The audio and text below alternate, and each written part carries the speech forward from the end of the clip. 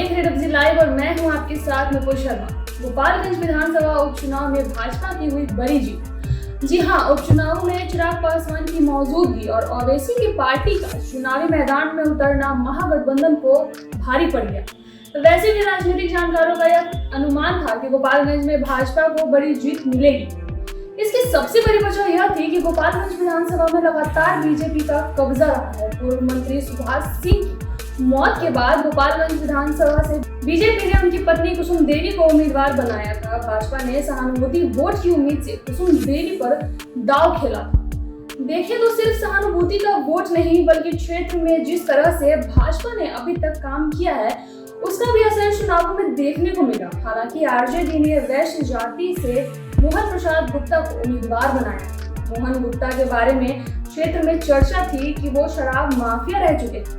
ऐसे में उनकी छवि भी उनकी जीत में बाधा बनी। इन सब के अलावा उनकी उम्मीदवारी को रद्द करने के लिए हाई कोर्ट में मुकदमा भी चल रहा है, जिसकी वजह से लोगों के अंदर महागठबंधन के उम्मीदवार की गलत छवि बनी। जबकि पूर्व मंत्री सुभाष सिंह की पत्नी कुसुम देवी को लेकर क्षेत्र में सहानुभूति देखने को मिल रहा था और प्रचार प्रसार में भी बीजेपी ने कोई कोर कसर नहीं छोड़ा। इन सबके अलावा चिराग पासवान के दौरे से भी क्षेत्र में भाजपा के पक्ष में हवा बनी। दरअसल चिराग के दौरे के बाद दलित और पासवान समुदाय के वोटरों ने खुलकर भाजपा के पक्ष में मतदान किया।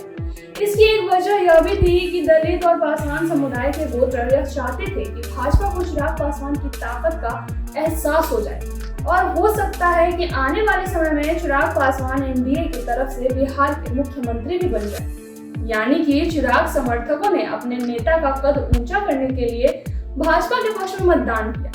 यहाँ गौर करने वाली बात यह भी है कि सिर्फ चिराग पासवान ही नहीं, बल्कि एआईएमआईएम और साधु यादव की वजह से भी राजद को काफी नुकसान हुआ। दरअसल यादव और मुस्लिम समुदाय के वोटर ज्यादातर राजद को ही वोट करते नजर आते हैं, लेकिन ओवैसी की पार्टी और साधु की मौजूदगी से मुस्लिम और यादव वोटों का बंटवारा हो गया, जिसकी वजह से भाजपा की राह आसान हो गई। इस तरह गोपालगंज में एक बार फिर भगवा राज कायम रहा। तो फिलहाल इस वीडियो में इतना ही। बने रहे हमारे चैनल रब्जी लाइव के साथ। धन्यवाद।